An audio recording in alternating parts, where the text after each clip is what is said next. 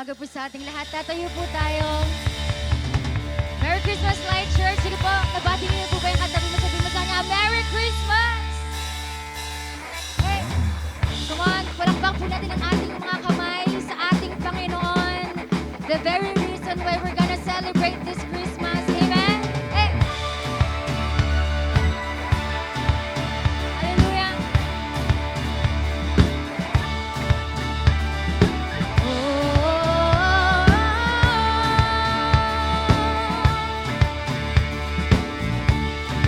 Nang lumiwanag ang mundo, asang pangako'y narito, isang munting tinig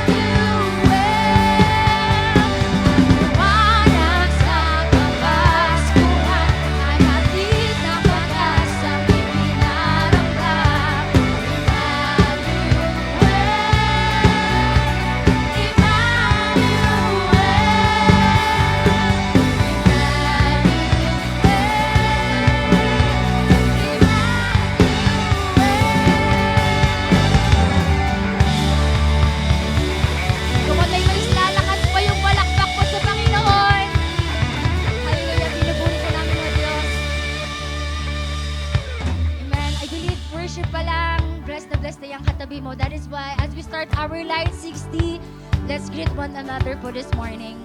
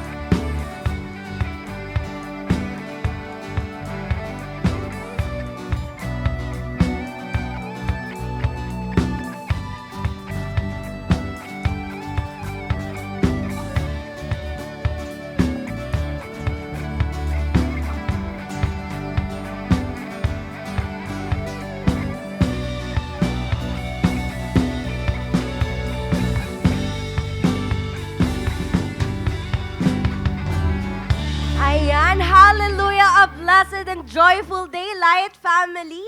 Ayan po, today is the second Sunday of December and truly nga po naramdam na natin ang Christmas atmosphere. Amen po ba?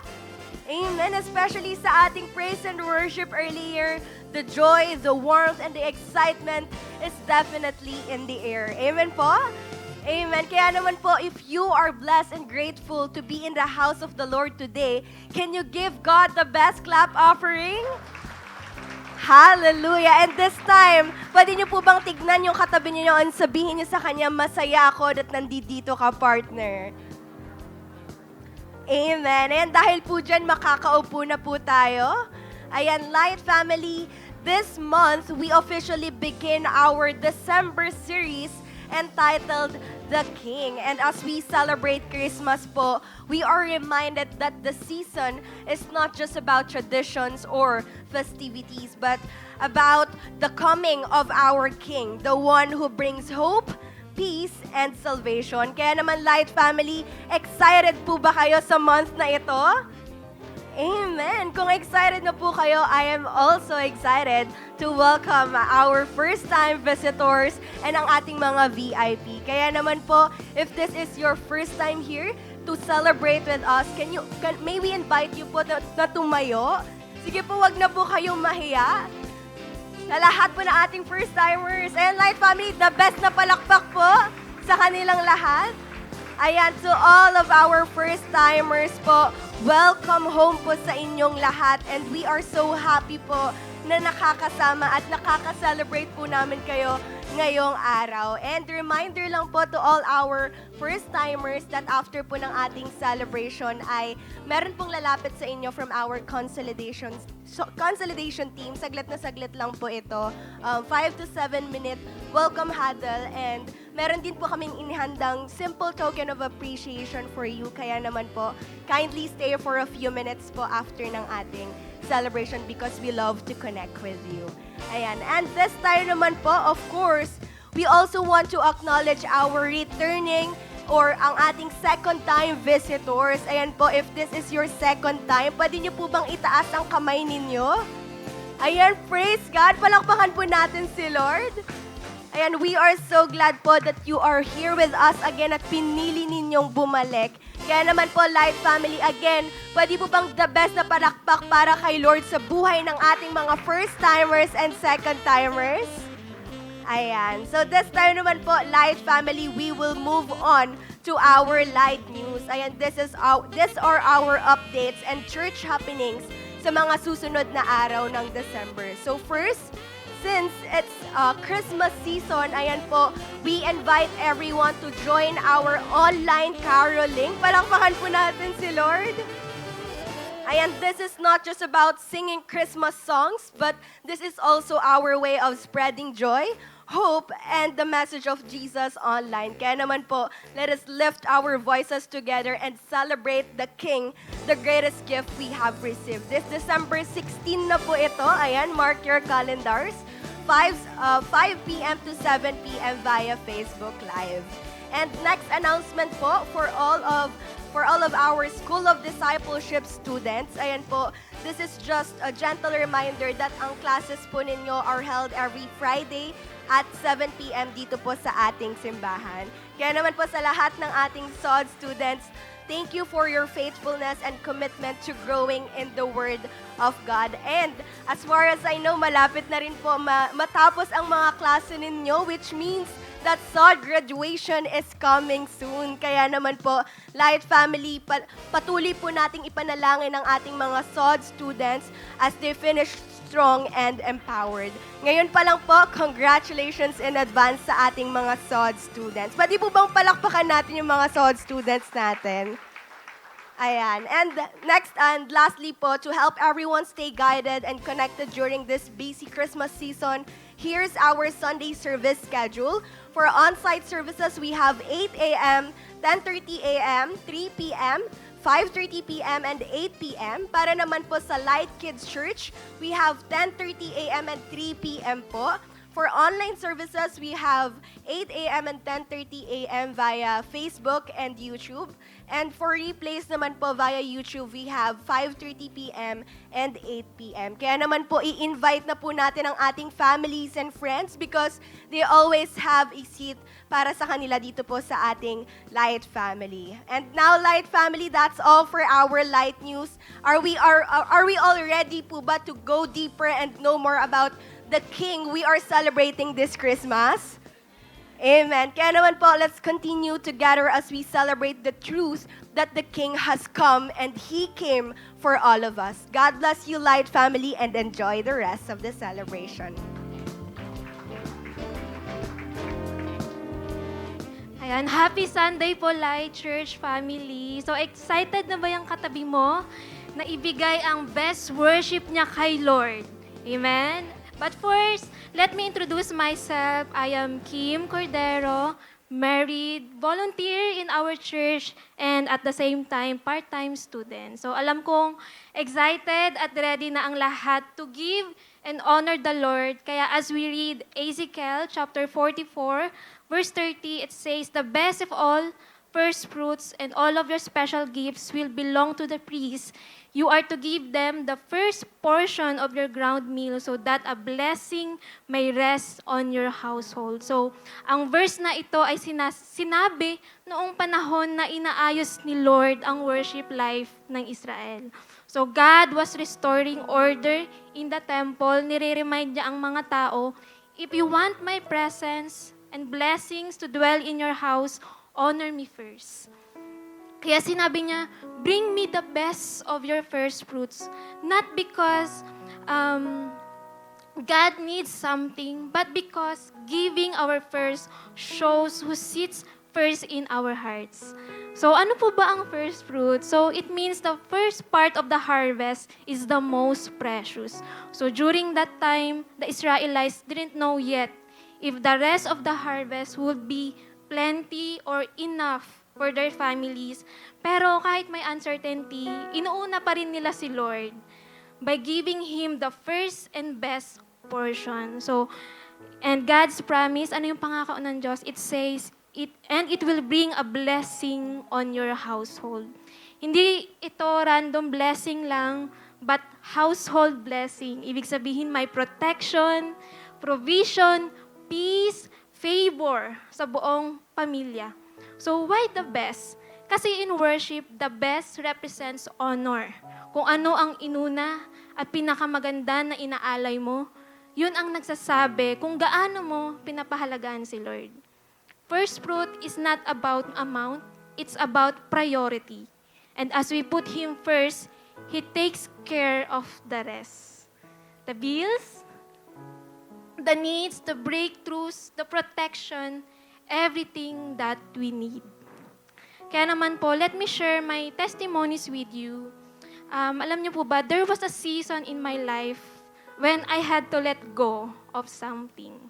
So, I could step into a new beginning. So, last December 2022, I decided to stop working and just focus on me being as a housewife and at the same time on my spiritual journey.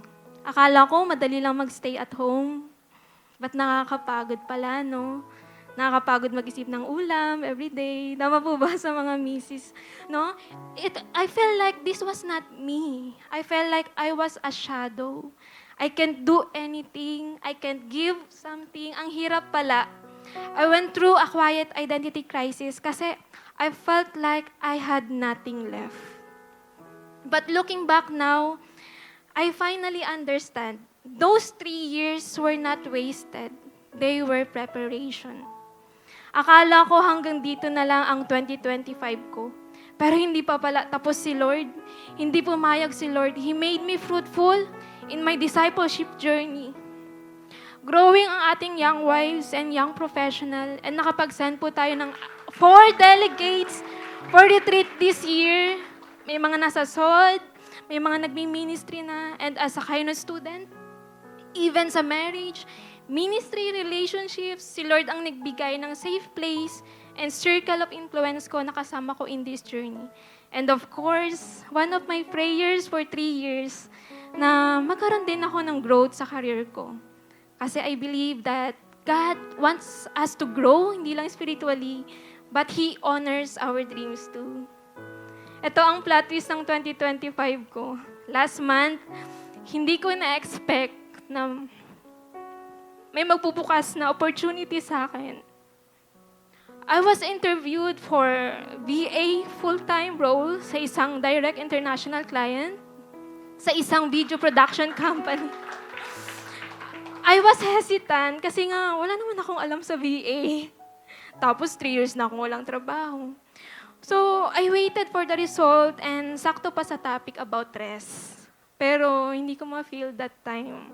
I felt pressure, nagwo-worry ako, and I surrendered to God, trusting in Him alone, sa will niya at sa perfect time niya. So, I received the email that I was not qualified for that role.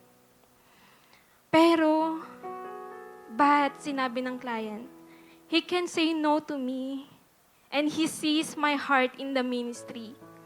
So, he offered me to work with him in his ministry, Driven Content.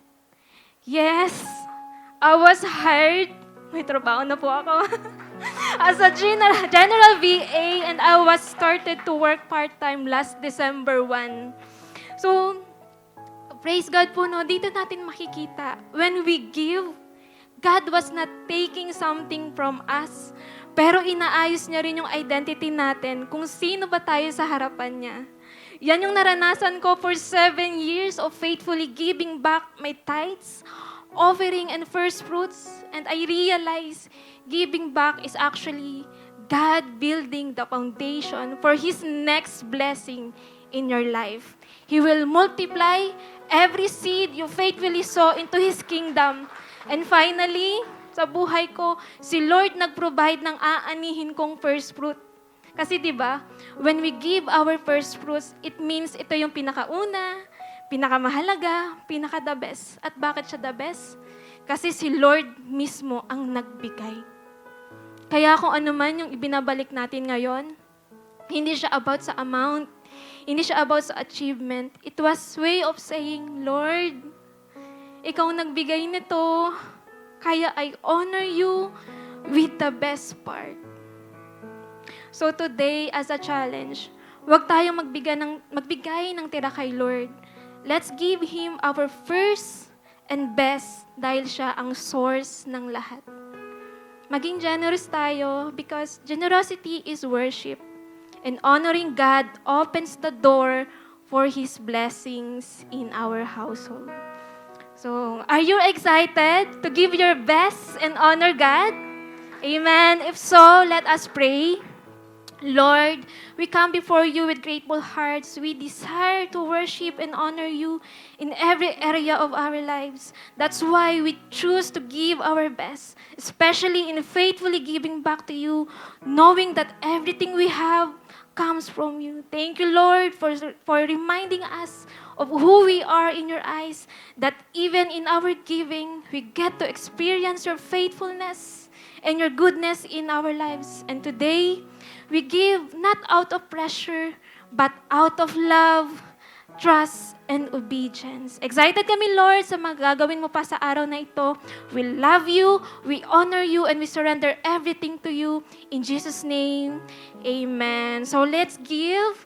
May mga ushers po tayo sa paligid kung saan pwede nating ibigay ang ating tithes and offerings. And for those giving online, you may send via bank transfer or e-wallet na naka-flash po sa screen. So I believe, hindi pa tapos si Lord. Patuloy tayong mag-expect sa gagawin niya as we continue to worship Him today.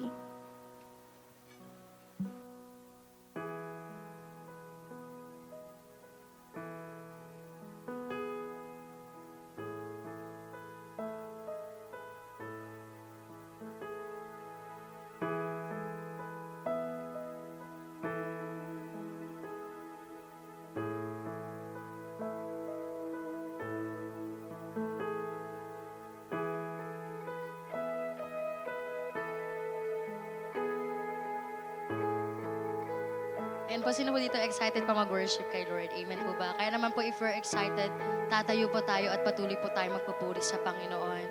I invite all of you to just close your eyes. Come on. Just feel the presence of God. And just acknowledge Him. Thank you, Jesus. We will sing this song about Behold, which is to see the King has come. If you truly know Jesus Christ, alam mo kung paano mo sasambahin ng Panginoon. Alam mo kung paano mo siya pupurihin. Come on, ikaw mismo, you just open your mouth and just acknowledge Him. Thank you, Jesus. You are our King, Lord, our Savior. Jesus, you are our Redeemer, Panginoon.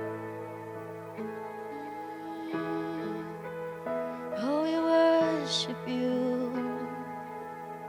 Oh, we see your kingdom come. You are faithful.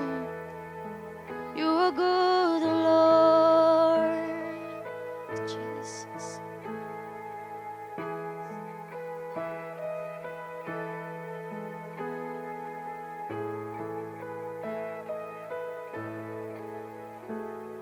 Behold, the King has come, divinity incarnate, Creator of the world, breathing our air.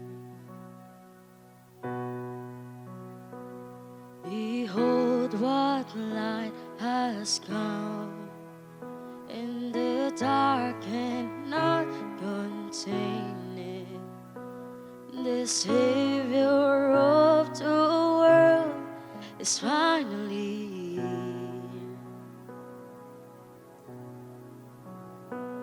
Oh, come, let us adore Him. Come, let us adore Him. For He alone is worthy. Christ the Lord.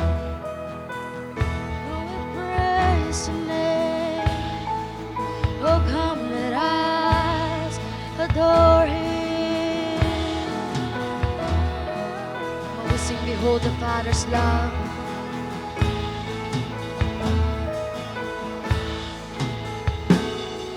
Behold the Father's love beyond all comprehension. He gave His only Son to die in our place. So when sing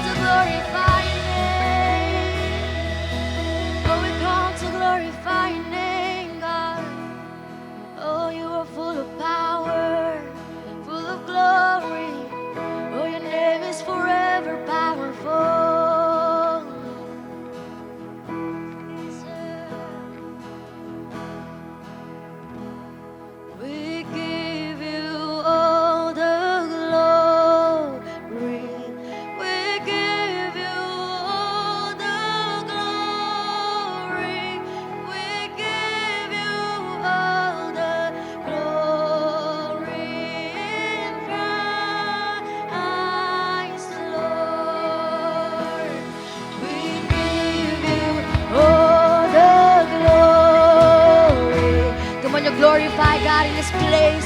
Come on, give Him all the glory and adoration to Him. We give you all the glory. Christ the Lord, we praise Your name forever. Name forever. We praise Your name forever. We praise Your name forever. In Christ the Lord we praise Your name forever. We praise Your name forever. We praise Your name forever. In Christ the Lord. Oh, come, let us adore Him. Come, let us adore Him. For He alone is worthy. Christ the Lord. Come on, we sing, oh come. Oh, let us adore Him. Come, let us adore Him. For He alone is worthy. Christ the Lord. Oh, come, let us adore Him.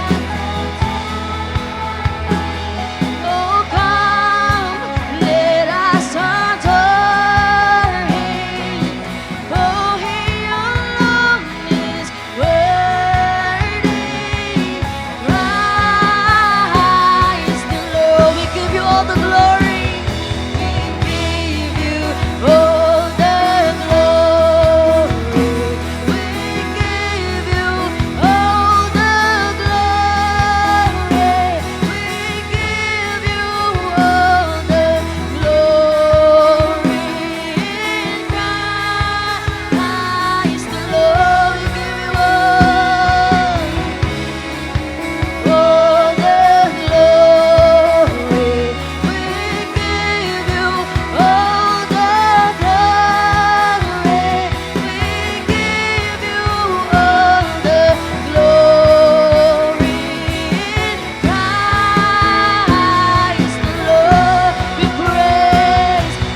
praise Your name forever. We praise Your name forever. We praise Your name forever. In Christ the Lord, we praise Your name forever. We praise Your name forever. We praise Your name forever. In Christ the Lord. Oh, we give You all the glory, all the praise and adoration, God. We lift Your name, God. You are holy, You are powerful, You are our King Jesus. Lord, all to You are the highest praises, honor, and glory. And in Jesus' name we pray, and everybody will say, Amen. To deliver the Word of God, let's welcome Bishop Resty Cadion. Amen. Blessed morning po sa bawat isa. Pakingitian nyo nga yung katabi nyo. Sabihin nyo, Happy Sunday! Okay, let's all be seated. Tayo pong lahat ay makakaupo. So sa mga nagka-countdown, 11 days na lang po at gastusan na naman. 11 days na lang po at Pasko na. Ito raw ang pinakaabangan season ng taon kung saan ito ang time ng kasiyahan dahil maraming handaan, maraming Christmas parties, maraming kakainin. Kasiyahan daw to kasi maraming pagbibigayan, at sama-samang pamilya. So, hindi ito talagang sinasabi nyo ang Pasko talaga napakasaya. Okay? Pero sa tanong ko po, mga 5 lang yung nagsalita ng masaya. Okay lang po? Okay? Sa nararamdaman ninyo? Kasi alam natin, tayong mga Pilipino ay hindi po biro ang pinagdadaanan ng bansa natin ngayon. Di ba? So may mga pinagdaan ng calamities, yung flood control ghost projects, okay, corruption, iringan ng mga leaders natin sa gobyerno, at isama mo pa yung diskusyon sa 500 na Noche Buena. Now, sa mga nangyayari ito bilang Pilipino, paano nga ba natin naharapin ang Pasko? Masaya pa rin ba ang Pasko? Ngayon, 2025? Well, ayon sa Social Weather Station's National Survey, nung taong 2023 daw, 73% ng mga adult ng mga Pilipino na sinasabi na na ang Pasko daw ay magiging, o ang Pasko ay masaya para sa kanila. 73% lang ang nagsasabi. Now, year 2024, last year, bumaba ito. 65% na lang daw ang nagsasabi na masaya ang Pasko. 10% ang nagsasabi na ang Pasko ay malungkot at 26% ang nagsasabi na hindi nila alam. Hindi nila alam kung masaya o malungkot ba ang Pasko. Actually, ngayon 2025, wala pong survey, wala pang lumabas na survey ang SWS. Pero marami nagsasabi na dahil sa mga nangyari nga raw po sa bansa, baka nga daw lalong kumonti ang porsyento na magiging merry ang kanilang Christmas. Okay? So, dito sa ganitong pangyayari, pwede nating sundan yung trend na dahil nga sa mga nangyari, sige, tanggapin na natin na hindi talaga masaya ang Pasko ngayon 2025. Or, pwede nating piliin na despite ng mga nangyayari, despite ng chaos, we can still choose to be merry ngayong Pasko dahil alam natin ang totoong diwa ng Pasko at kung paano niya tayo sinave, niligtas, pinalaya at pinagpala. Amen? Kaya sabi mo sa katabi mo, ganyanin mo yung katabi mo, sabi mo, masaya pa rin ang Pasko dahil kay Kristo. Amen? Kaya nga, Light Fam, as we approach the Christmas season, we are reminded ng ating hope sa pagkapanganak ng ating Lord and Savior Jesus.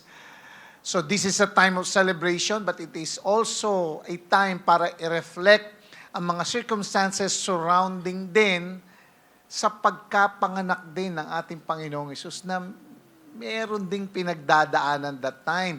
So today, we will explore kung paanong pinili ng Diyos na isend ang Messiah sa mundo sa panahon din ng chaos at ano ang implication nito sa ating present situation ngayon. Kaya sa part 2 ng ating December 2025 series, ibig sabihin kahit may problema, kahit may kaguluhan, kahit may chaos, meron pa ring hope dahil Christmas pa rin ang best time ever. Amen? That's why our title, Time of Hope Amidst Chaos, Prepare the Way of the King.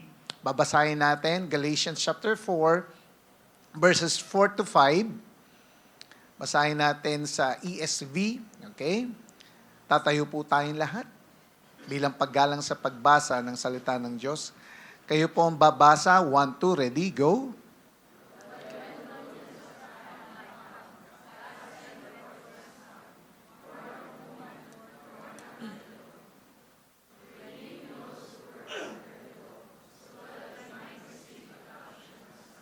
Amen.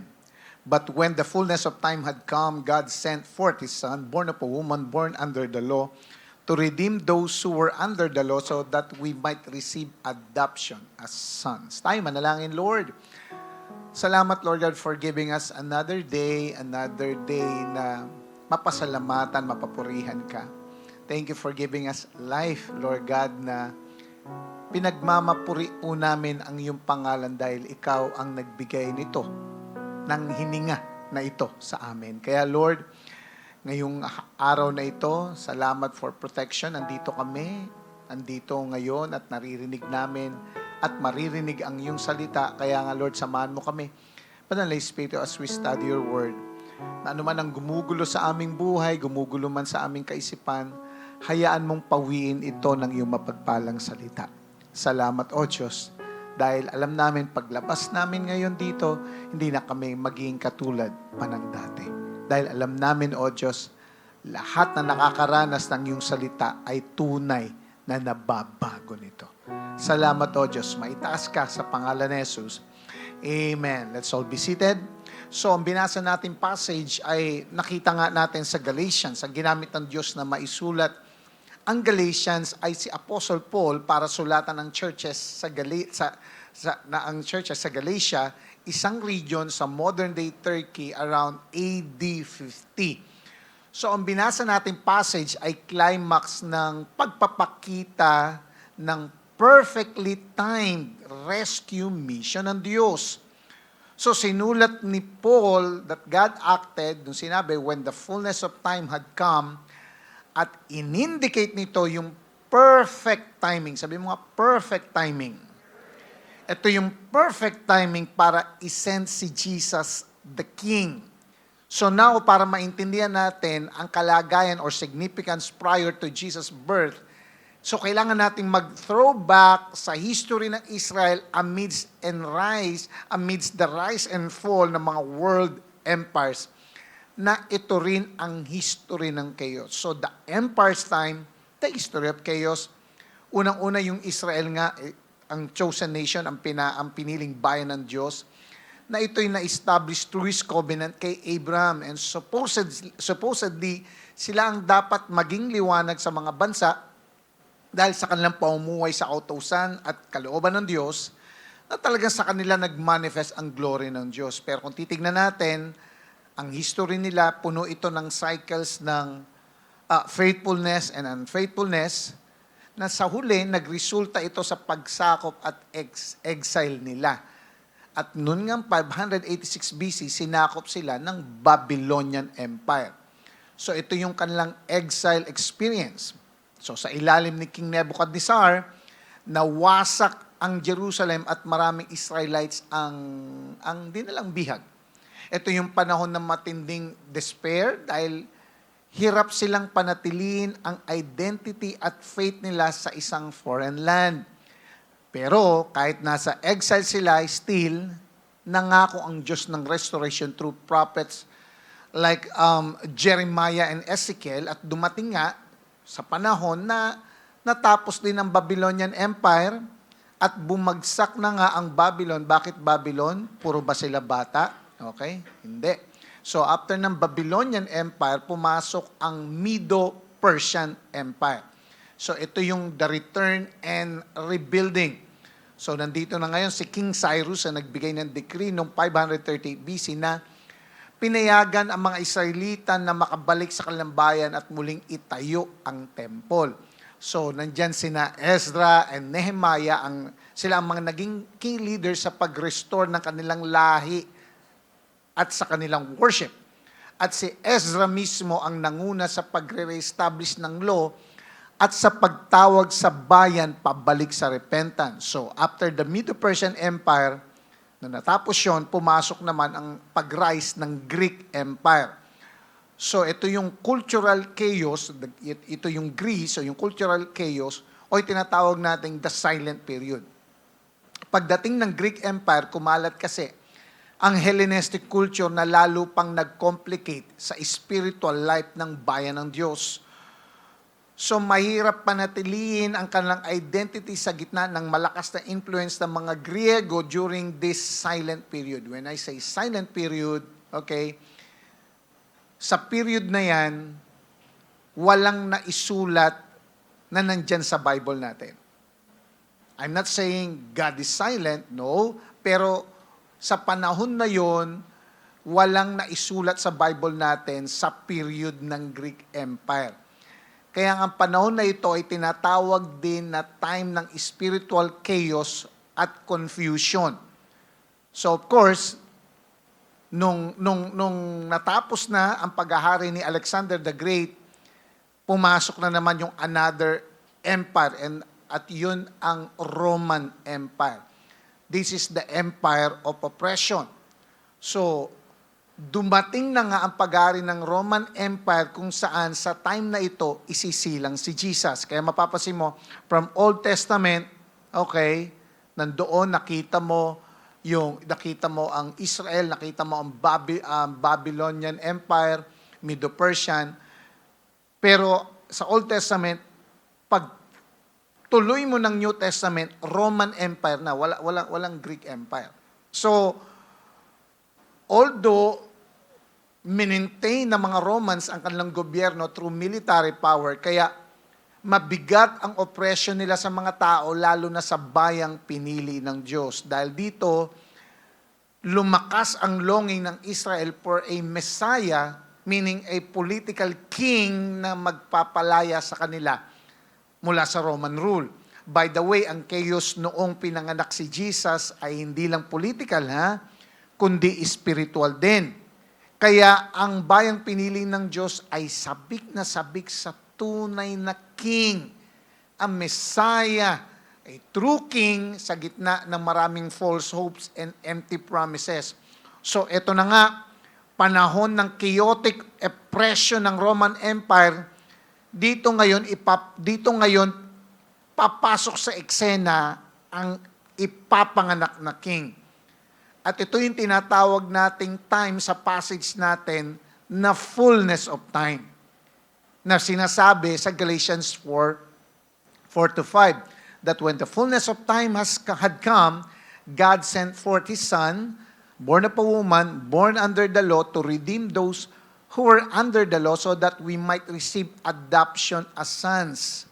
Sa Tagalog, ngunit nang sumapit ang tamang panahon, isinugo ng Diyos ang kanyang anak, na isinilang ng isang babae at namuhay sa ilalim ng kautusan upang palayain ang mga nasa ilalim ng kautusan. Sa gayon, tayo'y maituturing ng mga anak ng Diyos. So, pag-aralan natin ito verse by verse, o pag-aralan natin itong mga verses na ito, then tingnan natin paano nito aayusin o i-improve ang perspective natin sa mga chaos in a way na pinagdadaanan din natin ngayon.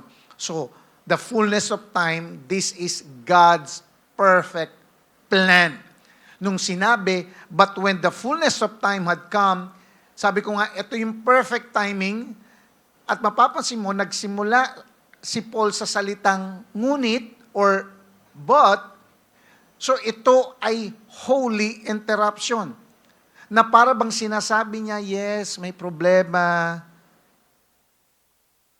pero may pakikialam ang Diyos. May gagawin ang Diyos.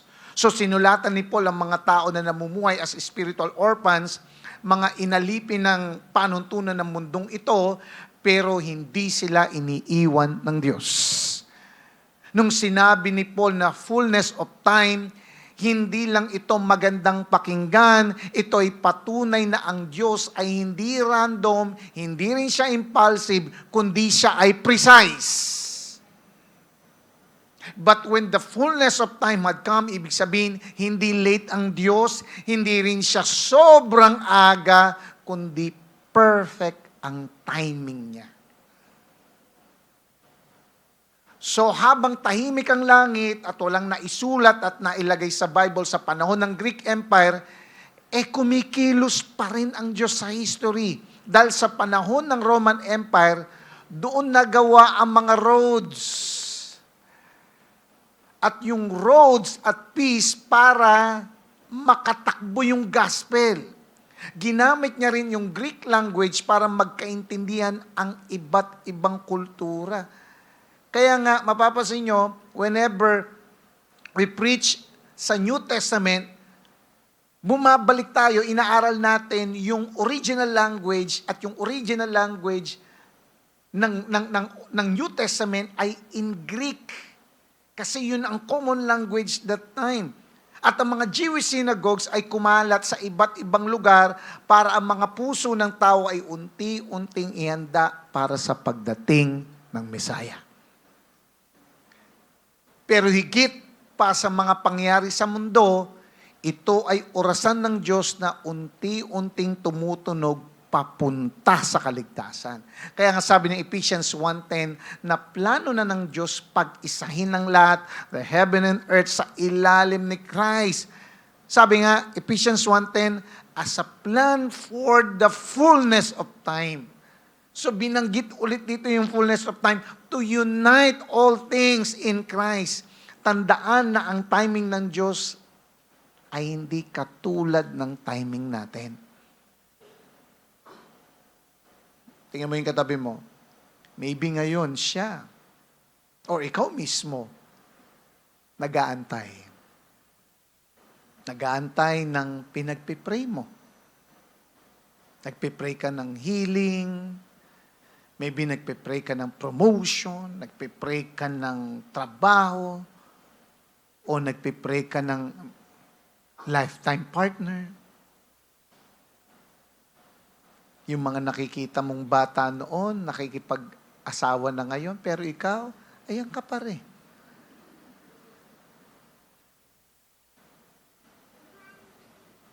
Parang gusto ko suntukin ng katabi mo. Huwag mo akong pinakikialaman, sabi niya. Na parang, ang tagal ng breakthrough. Parang ang tagal-tagal, parang walang nangyayari. Parang ang tagal ng restoration na parang tahimik si Lord, parang tahimik ang langit, parang silent period mo din. But I hope this verse ay may bulong sa puso mo na nagsasabi ang Diyos, anak, magtiwala ka. Na kung dumating ang fullness of time para kay Jesus na maipanganak, darating din ang fullness of time ng Diyos para sa iyo. Amen. Kaya mga kapatid, paano kung yung delay na kinainasan mo ay siya palang divine setup na ginagamit ng Diyos para sa mas malaki na plano niya sa iyo? At paano kung ang waiting season mo ngayon ay preparation season niya pala para maranasan mo yung kalooban niya. Tandaan mo na sa fullness of time ng Diyos, according sa kanyang will, sisikat at sisikat ang liwanag niya para sa iyo. Kung naniniwala ka, palakpakan mo si Lord.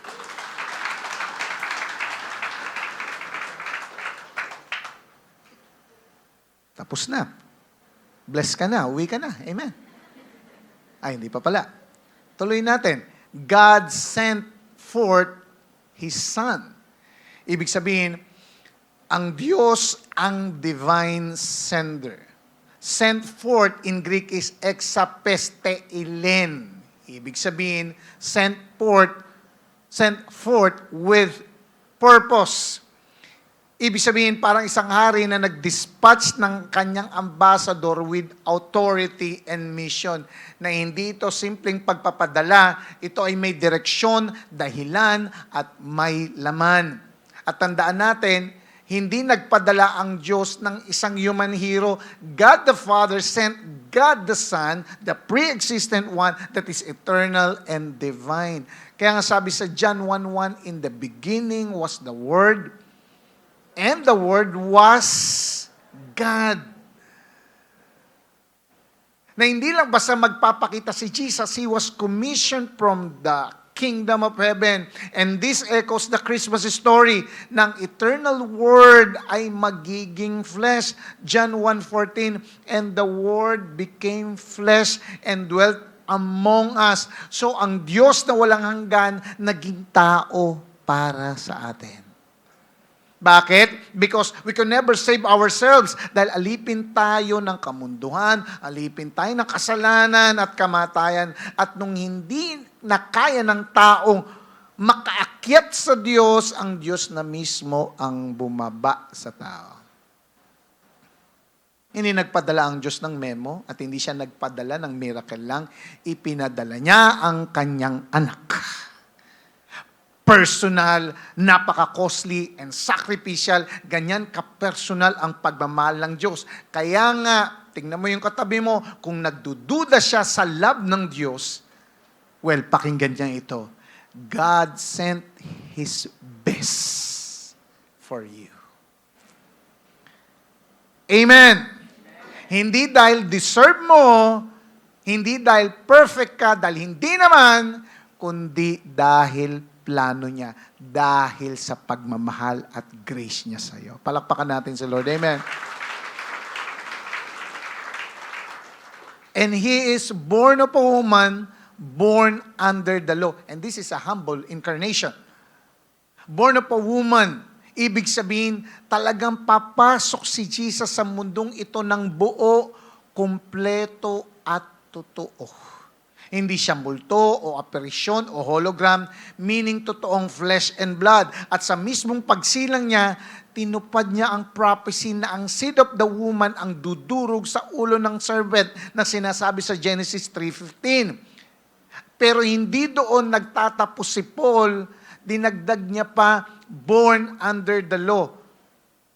Ibig sabihin, lalaki o mag-grow si Jesus bilang Hudyo, susunod sa bawat utos, bawat batas, bawat requirement na kautusan. Hindi bilang makasalanan, kundi bilang ating perfect representative. Bakit niya kailangan gawin yon? Para makilala niya tayo sa ating kahinaan. Because sabi sa Hebrews 2:17, na kailangang magkatuwang tao ni Jesus upang maging katulad siya ng mga kapatid niya sa lahat ng bagay para sa kapatawaran ng kasalanan ng tao. So isipin mo, the King of Kings stooping to our level.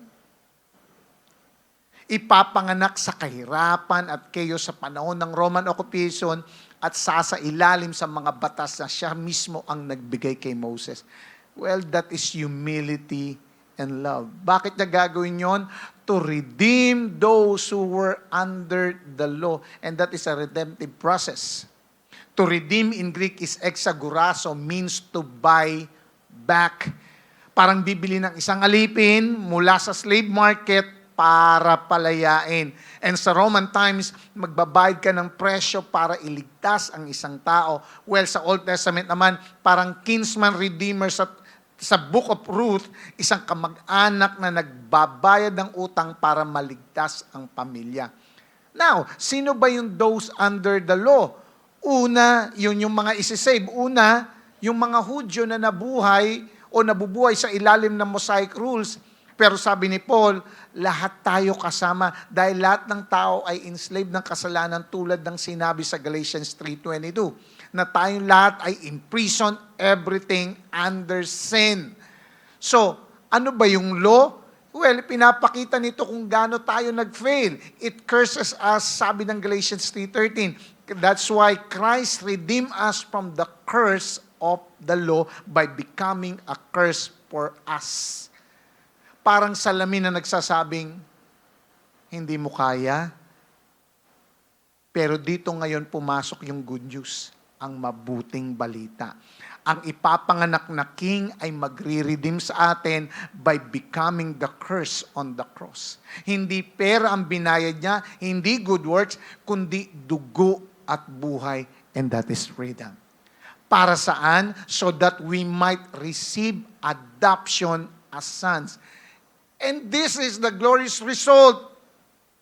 Adoptions as sons in Greek is huiotesian. Ibig sabihin, placing in the condition of a son. Na sa Roman culture, kapag inadopt ka, full legal rights ang ibibigay sa iyo bilang tagapagmana. Walang tanong-tanong, walang pagdududa, at hindi ka second class lang. Kaya ang sinabi ni Paul dito ay napakasimple yet powerful. Hindi ka lang pinatawad ng Diyos, tinanggap ka pang kapamilya. At ang sabi sa passage ay we, tayo, Meaning, ang mga Hudyo, mga Hintil, meaning lahat ng lahi, kasama tayo doon. And so, ang taong nananampalataya kay Jesus, kahit hindi Hudyo, ay hindi second-class citizen sa karya ng Diyos. At yung word dyan na sonship, baka isipin nyo, wala po bang daughtership? No. When we say son, baka isipin nyo, ay panlalaki lang to, lalaki lang ang masisave. No. Ang sonship, hindi lang ito pang lalaki lang, kundi ito ay legal term para sa inheritance rights. Meaning, open sa lahat, male or female dahil kay Christ. Kasi maliwanag ang sinasabi ng Romans 8:17 that we are co-heirs with Christ. Na mula sa pagiging alipin, naging mga tagapagmana. Amen! Sons and daughters ng Diyos. And so, listen, kung pakiramdam mo parang outsider ka, parang hindi ka belong, well, ang sinasabi sa iyo ng Diyos, anak, you're mine. Amen! Palakpakan natin ng Diyos. Hallelujah! So mga kapatid, ang fullness of time ay nagpapakita na ang Diyos ay kumikilos ayon sa kanyang perfect timing. Lahat ng kilos ng Diyos ay perfect. Hindi nagkakamali ang Diyos. Na kahit gaano ka-chaotic o kagulo ng Roman Empire noon, pinili niya ang eksaktong sandali para ipadala ang kanyang anak, the King. Proving na ang nararanasang chaos ay hindi magpapastop sa plano ng Diyos, kundi preparation ng stage para sa kanyang greatest acts of love. At tulad noon, sa panahon din na ang buhay natin ngayon ay may political, social, o personal na kaguluhan, paalala ito na ang Diyos na sovereign sa kapanganakan ni Jesus ay siya pa rin sovereign hanggang ngayon sa ating present condition and situation. So, sino dito pa naniniwala na madalas nga sa gitna ng kaguluhan, doon natin pinakamalinaw na nakikita ang presensya at layunin ng Diyos. Ang matindi pa dito, tinupad ni Jesus ang inihingi ng kautusan para i-adapt tayo bilang mga anak ng Diyos. Kaya nga ang fullness of time ay hindi lang historical detail, kundi climax ng kanyang redemptive plan. At ito mismo ang nakita natin sa pattern throughout Scripture, lalo na sa panahon ni Ezra. May picture tayo dyan.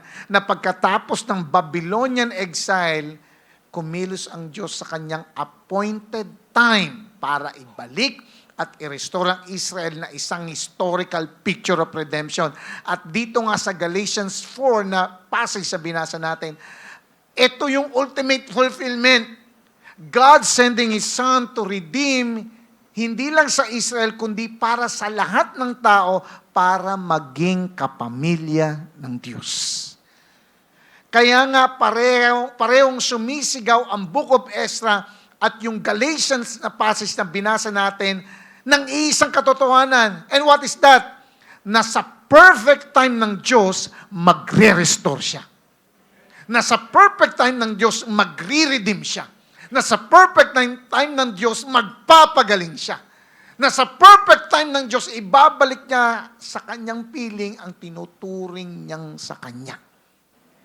Na in the fullness of time, He sent His Son, the King, para i-redeem tayo sa bondage at mapabilang sa karya ng Diyos. Palakpakan natin sa Lord. Hallelujah. Now, babalik tayo doon sa tanong, sa lahat ng natutunan natin ngayon, sa lahat ng nakuha mo ngayon. What does this mean for us as we prepare to welcome Christmas this 2025?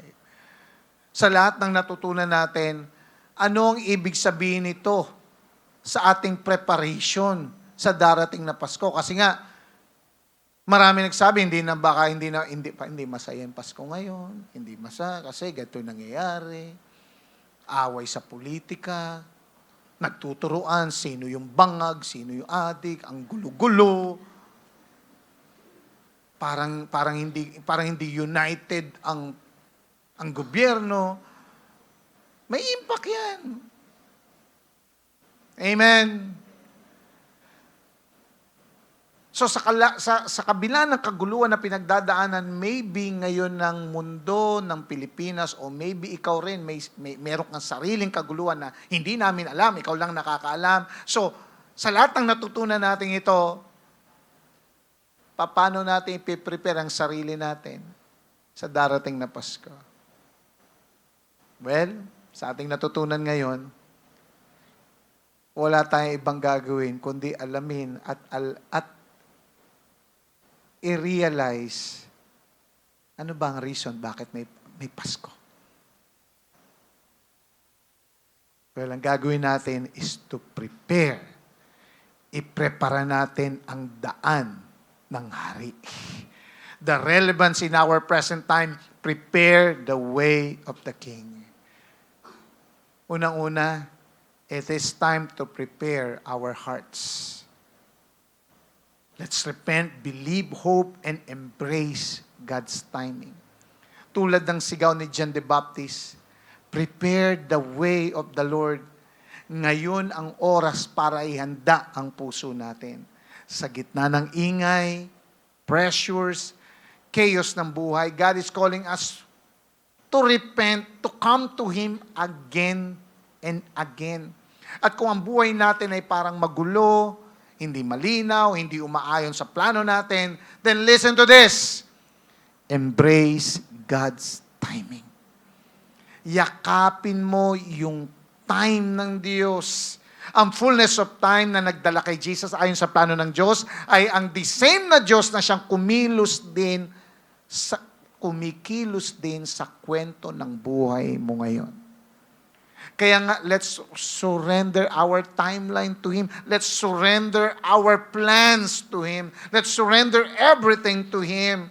Bitawan natin yung ating mga worries, yung ating mga personal deadlines, yung ating mga personal quotas and expectations, and let God be God sa buhay mo. And as we surrender everything, mag-hope tayong muli dahil ang time ng Diyos ay laging perfect para sa ating lahat. Palakpakan natin ang Diyos. What does this mean to us? It is time to prepare our lives. Let's live righteously and rest in redemption. Ito na yung oras para ihanda ang buhay natin sa mundo na lunod ng corruption, compromise, moral decay. Tinatawag tayo ng Diyos maging ilaw. Kung paano tinawag ng Diyos si Ezra para ibalik muli ang Israel sa kautusan at kalooban ng Diyos after ng exile, then tinatawag din tayo ng Diyos na bumalik sa kanyang righteousness, holiness, and integrity. At ngayong ang darating na Pasko, mag-rest tayo sa kanyang katubusan. Ikaw na nananampalataya sa King of Kings ay hindi ka naglalakad para i-earn ang love ng Diyos dahil tinatanggap at damang-dama mo yon. Hindi ka tumatayo para patunayan ang sarili mo dahil tinubos ka na niya. Kaya habang lumalakad ka ng may katuwiran sa gitna ng kaguluhan, gawin mo ito ng may kapayapaan sa puso because Christ has redeemed you. Tinapos niya na lahat. Binayaran ng dugo ng isang hari. Kaya nga ito yung time na mamuhay ayon sa kalooban ng hari. This is the time to shine para kay King Jesus. What does this mean for all of us? It is time to prepare the way. Be bold, witness, and live as King's children. Ito na yung oras para ihanda ang daan para sa hari na sa panahon ngayon na marami ang nawawala, marami din ang nagwawala, nasasaktan at naghanap ng pag-asa. Tandaan mo, ikaw ang witness ng hari. Then be bold and brave para i-share ang mabuting balita. Kailangan ng tao ang restart sa buhay niya. Pray din natin ating mga leaders sa ating gobyerno na kahit minsan nakakadismaya, but still, let's promote unity sa mundo sa panahon ng puno ng division. Maging peacemakers tayo, bridge builders, and encouragers. Mga kapatid, ngayong darating na Pasko, mamuhay tayo bilang mga tunay na anak ng Diyos. Live as the King's children. Ano kung sa Pasko wala kang masyadong handa o maraming handa sa Noche Buena. 500 na nga lang, kulang pa. Ano kung sa Pasko, malayo ka sa pamilya mo. Ginawa mo naman ang lahat, pero wala ka nang magagawa dun. Ano kung sa Pasko, malamig pa rin. Paano kung sa Pasko, wala ka pa rin lifetime partner? Huwag mo nang titingnan yung katabi mo, napipiko na yan. Gusto ko sabihin sa iyo, hindi ka alipin ng takot at anxiety. Ikaw ay anak ng hari. So trust His plans. Trust the process and trust His timing. Kaya nga, carry the authority, the identity, and the hope ng kingdom kahit nasan ka. Ito yung time para lumakad na may confidence. Ito yung time para lumakad with compassion at courage. Why? Because you belong to the King. Amen. Sino dito maraming natutunan? Palakpakan niya nga si Lord. Hallelujah. Kaya nga, Light Fam, as we prepare to celebrate Christmas, 11 days na lang, alalahanin natin to. Kasi baka marami tayong masyadong expectations. Dapat ganito yung Pasko natin, masaya. Dapat walang nagkakasakit. Dapat walang namamatayan. Dapat ganito, maayos. Diba, naranasan mo na yon maybe. Kapag birthday mo, pero maraming problema, maraming pinagdadaanan, parang ayaw mo i-celebrate. Pag birthday mo, pag may sakit sa inyo, o may problema, kahit may budget ka, parang ang hirap pag-celebrate.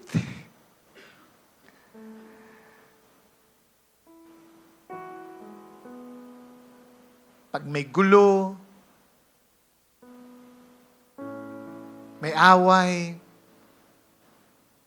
may pinagdaraanan, kahit birthday mo pa, parang risked na lang natin birthday ko. Sasabihin mo, ang gulo-gulo eh. But this time, we are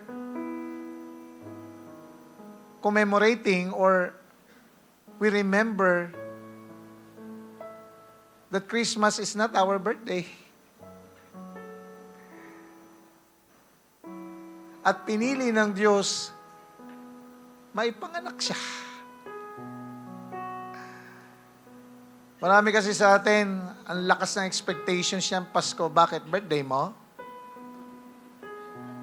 Birthday mo?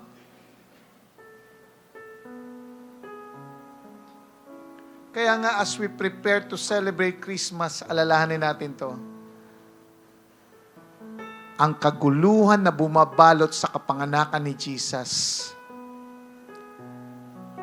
ay hindi hadlang sa plano ng Diyos. Amen? Kundi bahagi yon ng kanyang plano.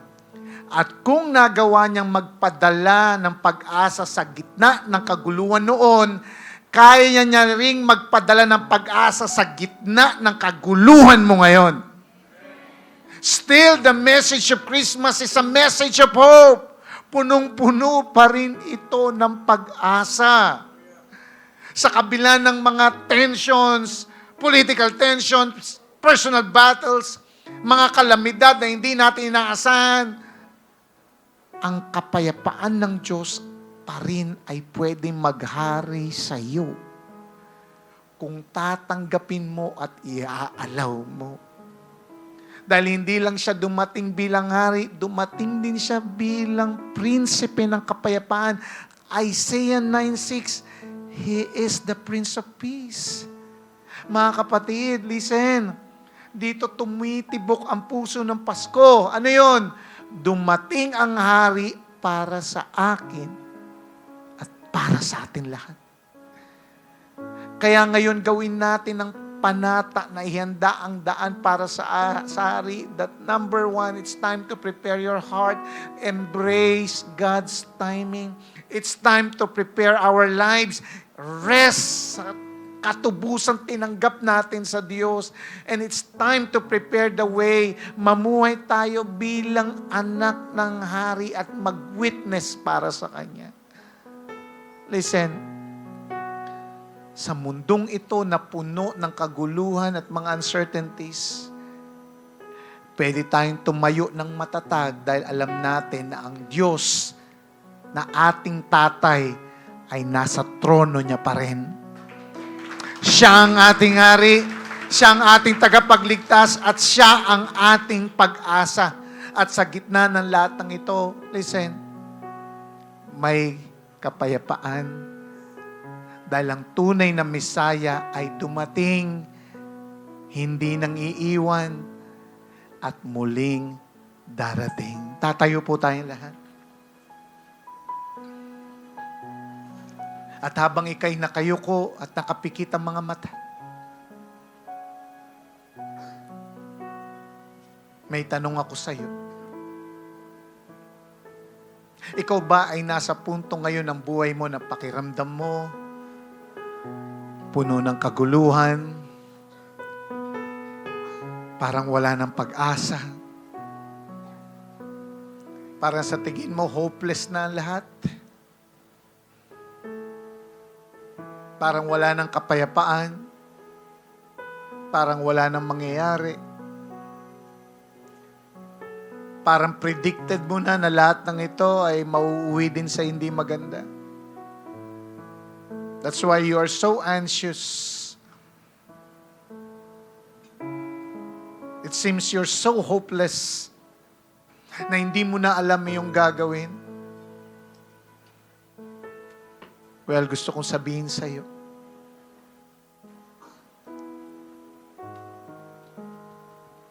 your King is still here. Na anuman ang pinagdaraanan mo, ang hari ng mga hari ay inadapt ka bilang anak niya.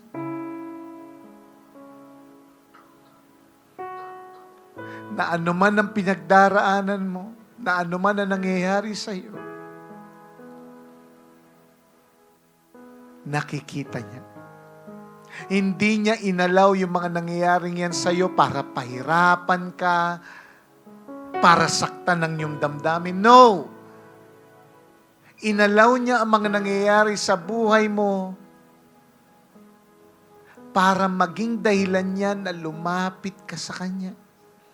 Na makita mo sa iyong sarili, makita natin sa sarili natin, na kung wala ang ating hari, wala na tayong magagawa. God allowed those things para lumabas yung kalooban niya sa iyo. Listen, marami sa atin dito sa church, kaya ka napunta dito, why? Dahil nung panahon na yon, bagsak na bagsak ka.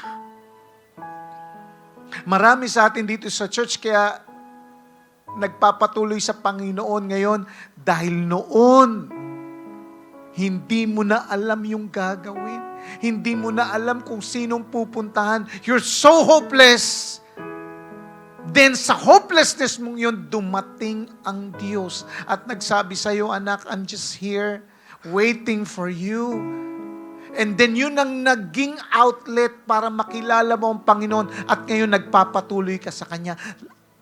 What I'm saying right now is kung ano man ang pinagdaraanan mo ngayon,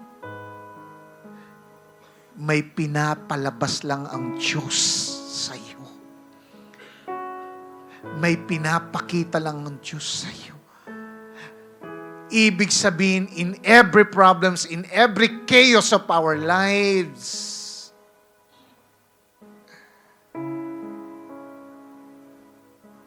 yan ang simula ng iyong breakthrough. Kaya sa mga oras na ito, if God allows you to experience what you are experiencing right now, maybe God allowed you na maranasan mo yung mga yan. Ulitin ko, hindi para bulihin ka, para ipakita sa'yo, hindi ikaw ang hari ng buhay mo, kundi ang Diyos mismo na siyang nagbigay ng buhay para sa'yo. Nandito ngayon ang iyong hari. Bakit hindi mo ihanda ang puso mo sa Kanya? Nabitawan sa Kanya lahat ng iyong problema, lahat ng kawalang pag-asa, lahat ng kaguluhan, at yakapin ang Kanyang kapayapaan. Sa pagtaas mo ng iyong dalawang kamay, ito'y pagpapakita sa Panginoon, Lord, God, my King, I surrender everything to you. Ibalik mo ang puso mo sa Diyos. This is your time. Ito yung tamang panahon to surrender everything. Ito yung tamang panahon para bumalik sa tamang plano niya sa buhay mo. Nak, this is your time, says the Lord. Lumapit ka sa Kanya ngayon. Surrender your heart. Return to Jesus, your King. This is the fullness of time ng Lord para sa iyo. Just come to Jesus. Come to Jesus. Hallelujah, hallelujah. Just come. Just come to Jesus. Just come to Jesus. Oh. Hallelujah, hallelujah. Hallelujah, hallelujah. Just come. Just come to Jesus. Oh. Just come. Just come. Hallelujah.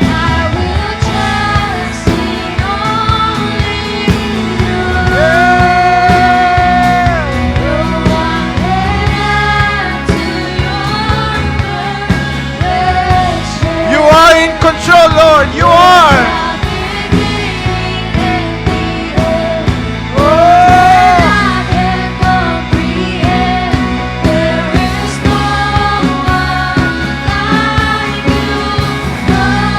Hallelujah, hallelujah.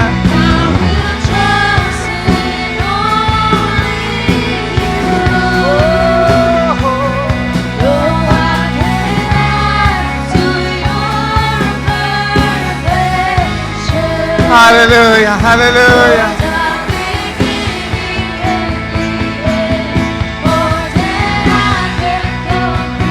Hallelujah.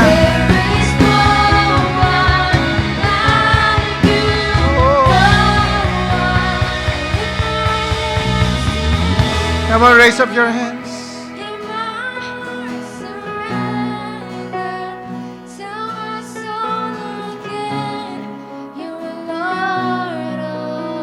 Hallelujah, hallelujah.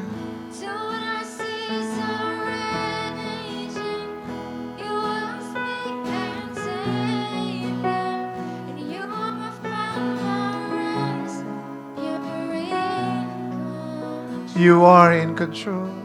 Lord, nagpapakumbaba po kami. Patawarin mo kami, O Diyos, for trusting our plans,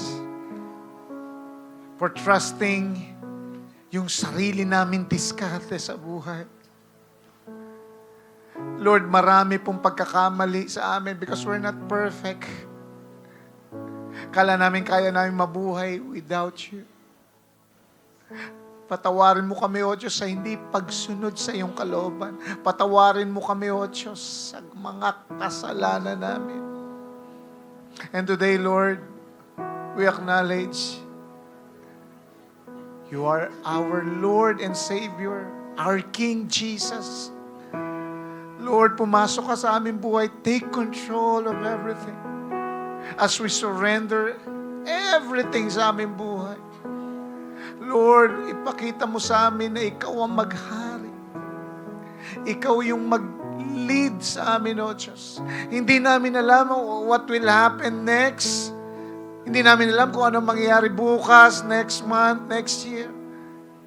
But Lord God, we know you're our King. You're in control of everything. Kaya ang gagawin lang namin, O Diyos, is to surrender. To have faith na alam namin, inadapt mo kami, O Diyos, tinuring mo kaming anak mo, at walang tatay ang magpaplano ng hindi maganda para sa kanyang anak. We love you, our King. We love you, our King Jesus. Alam namin, the best is yet to come sa aming buhay. That's why we will worship you. We will adore you. We give you all the glory. Hallelujah. Come on, you worship the Lord. May gagawin ang Diyos sa bawat buhay ng bawat isa na nananampalataya at nagmamahal sa Kanya. Hallelujah, hallelujah. We give you all the glory. Hallelujah, hallelujah. Yes. Yes. Come on, all together now. Let's give Him the glory. Hallelujah, hallelujah. Oh, we give you Lord.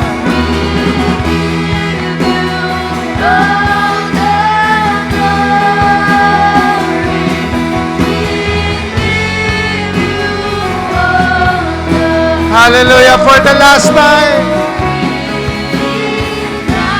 Christ. Hallelujah. For the last time. Hallelujah.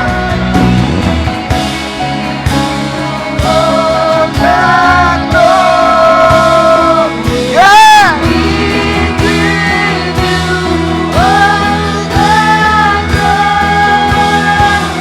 Hallelujah.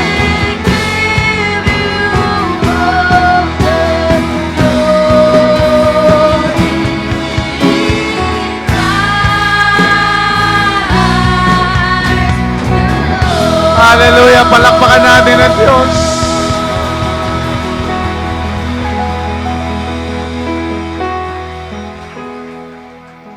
And let the peace from our King reign on our lives. Receive the peace of our King. Our King is in control of everything. Hallelujah. Palakpakan natin ang Diyos. Yung palakpak na para sa Panginoon. Come on, may mas malakas na palakpakan na ibibigay para sa ating Panginoon. Come on. At sa mga nahulugo ng kanilang tithes and offering yung basket na lang po sa harap. Isang paawitan natin ang Panginoon, Emmanuel. Ngayon at magdiwang, umaawit doon sa libutan, mga pinapasilang, lahat ay nagagalaw. Ngayon ang magdiwang, sa sundot na nagagapan.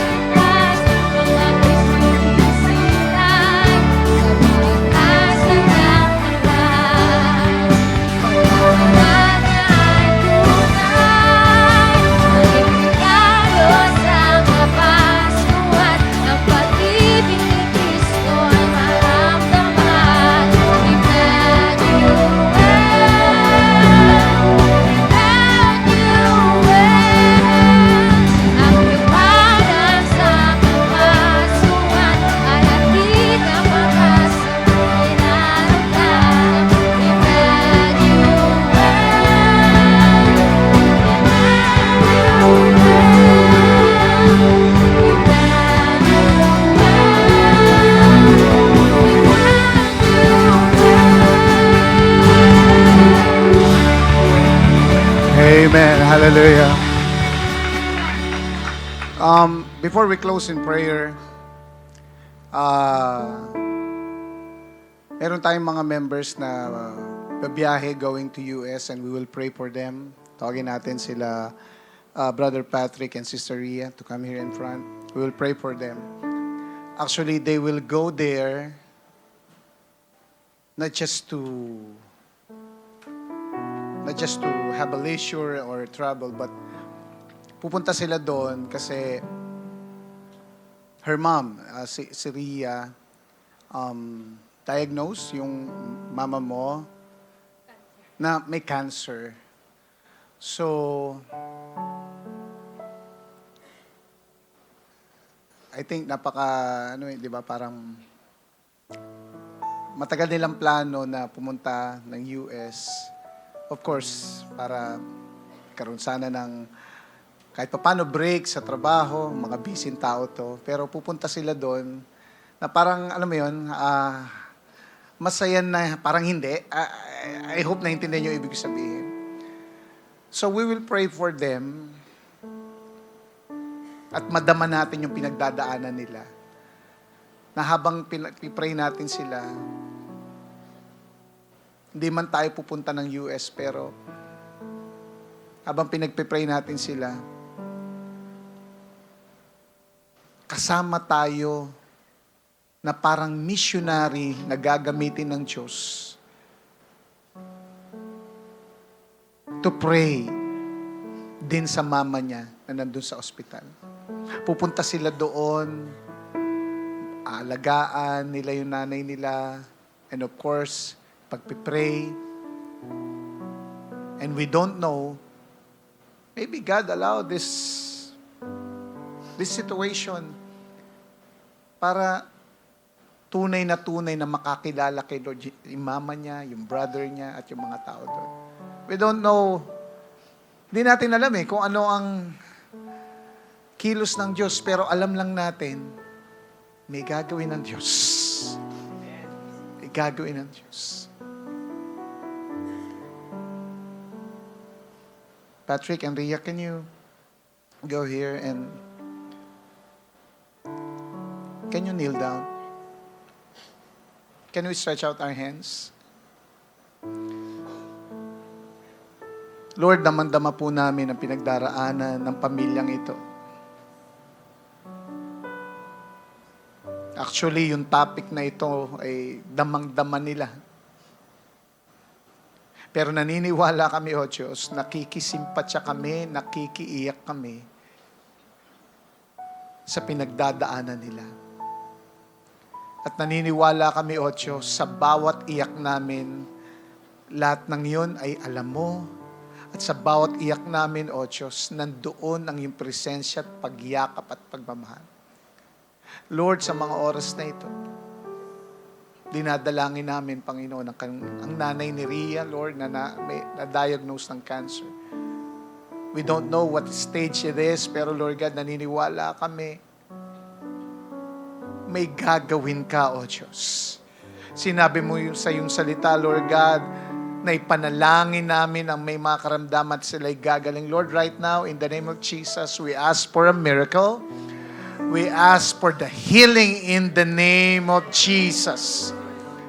We ask, Lord God, na may gagawin kang matindi, O Diyos, sa pagpunta nila sa US, Panginoon. Lord, maybe ito yung time, Lord God, unang-una, of course, ma-reunite ang family nila. Or maybe, Panginoon, ito yung pagkakataon din, Lord, na mas lalo nilang sila magsama-sama bilang pamilya. Pero naniniwala kami, Panginoon, na ito yung panahon, time, O Diyos, a perfect time, na tunay, Lord God, na makikilala ng pamilya ni Ria ang tunay na Diyos at tunay na Hari, kundi Ikaw, Panginoong Jesus. Lord, naniniwala kami, Lord God, maybe ito yung time na magkakaroon ng pag-i-start, Panginoon, ng family light group doon, O Diyos. Kaya Lord, I pray, Lord, sa pangalan ni Jesus, Lord, we send out Patrick and Ria as a missionary, Lord God, sa San Diego, California, O Diyos. Nasisimulan nila sa pamilya nila doon, Panginoon. Lahat ng natutunan nila sa iyo, Panginoon. Ito na, O Diyos, yung examination ng lahat-lahat. Ito na yung practicum, O Diyos, ng lahat na natutunan nila, Lord God. Naniniwala ako, O Diyos. Gagamitin mo sila para maraming tao doon sa pamilya nila ang tunay na makakilala sa iyo. Lord, ingatan mo po sila sa kanilang biyahe. Kasama ang kanilang 3 anak, Panginoon, lahat po ng aayusin, lahat ng ipiprepare, Lord God, pagdating dun sa airport, Panginoon, sa immigration, Panginoon, wala pong maging aberya sa pangalan ni Jesus, hanggang sa pagsakay nila ng eplano, hanggang sa pagbaba ng kanilang mga paa dun sa US. This is a perfect timing, O Diyos, na may gagawin ka sa kanilang mga buhay. Salamat, Panginoon. We proclaim and declare victory upon victory sa gagawin mo, O Diyos. We're looking forward, O Lord, sa matinding testimony, O Diyos, na gagawin mo in accordance to your will. Lord, salamat din sa ginawa mo sa aming natutunan ngayon. Tunay nga na patuloy mo, Panginoon, pagpapaalala sa amin that we are not in control. You are, Lord God, in control. You are our King. Salamat sa mga natutunan namin. Salamat sa gagawin mo pa sa aming pamilya, O Diyos, sa aming buhay. And next Sunday, Panginoon, naniniwala ako, mag-i-invite pa kami, Lord God, dahil maraming tao sa paligid namin ang kinakailangan makarinig ng iyong salita. Salamat, O Diyos. Ingatan mo kami sa aming pag-uwi. Receive the blessings from the Lord. The Lord bless you. The Lord keep you. Make His face shine upon you and be gracious to you. The Lord turn His face toward you and give you peace. Lord, sa iyo po ang papurit, pasalamat. All glory belongs to you. In Jesus' name. Amen. God bless us all. Magkamayan po tayo. See you next Sunday. God bless.